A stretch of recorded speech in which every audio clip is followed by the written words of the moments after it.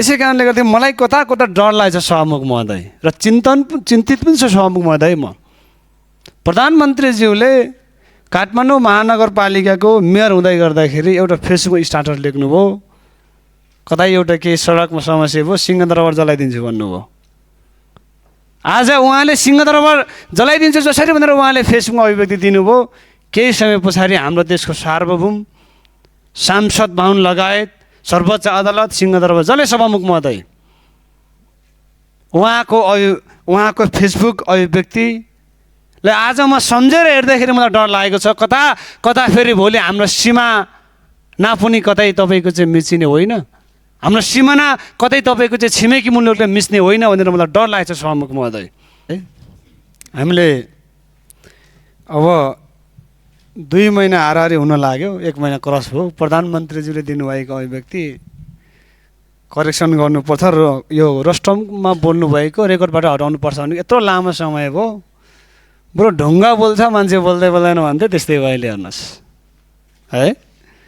त्यसै कारणले गर्दा मलाई कता कता डर लागेछ सभामुख महोदय र चिन्तित पनि छु सभामुख महोदय। म प्रधानमन्त्रीज्यूले काठमाडौँ महानगरपालिकाको मेयर हुँदै गर्दाखेरि एउटा फेसबुक स्टाटस लेख्नुभयो, कतै एउटा केही सडकमा समस्या भयो सिंहदरबार जलाइदिन्छु भन्नुभयो। आज उहाँले सिंहदरबार जलाइदिन्छु जसरी भनेर उहाँले फेसबुकमा अभिव्यक्ति दिनुभयो। केही समय पछाडि हाम्रो देशको सार्वभौम सांसद भवन लगायत सर्वोच्च अदालत सिंहदरबार जले सभामुख महोदय। उहाँको फेसबुक अभिव्यक्तिले आज म सम्झेर हेर्दाखेरि मलाई डर लागेको छ। कता फेरि भोलि हाम्रो सीमा नापुनी कतै तपाईँको चाहिँ मिचिने होइन, हाम्रो सिमाना कतै तपाईँको चाहिँ छिमेकी मुलुकले मिच्ने होइन भनेर मलाई डर लागेको छ सभामुख महोदय। त्यसै कारणले म भन्न चाहन्छु, यदि प्रधानमन्त्रीज्यूको त्यो नियतवश होइन, बाई मिस्टेक के बोल्नु जाँदाखेरि के बोलेको भनेर उहाँले मिस्टेक गर्नुभयो कि यो सदनमा आएर प्रधानमन्त्रीज्यूले आफ्नो अभिव्यक्ति फिर्ता लिनुपर्छ सभामुख महोदय। त्यसै गरी म एउटा विषय उठान गर्न चाहन्छु। यो मुलुकमा वर्तमान सरकारले गरिब निमुखाको निम्ति काम गर्छु भनेर चाहिँ चुनावभन्दा अगाडि र विभिन्न समयमा उहाँहरूको चाहिँ सङ्घर्ष गरौँ भन्नुभएको थियो। तर आज गरिबमाथि सरकारले धारे हात लाएर तपाईँको चाहिँ निमटन सुरु गरेको छ सभामुख महोदय। चाहे त्यो पठाउ राइडरको सवालमा होस्, चाहे त्यो सुकुम्बासीको सवालमा होस्, कुनै पनि श्रमिक नागरिकको सवालमा होस्, अहिलेको सरकारले चाहे सानो उद्यमीको चाहिँ व्यवसायीको सवालमा होस्, सरकारले धारे हात लाएर तपाईँको चाहिँ निमटन सुरु गरेको छ। म सरकारलाई भन्न चाहन्छु यसो नगरे सभामुख महोदय। त्यसै गरी म एउटा विषय उठान गर्न चाहन्छु।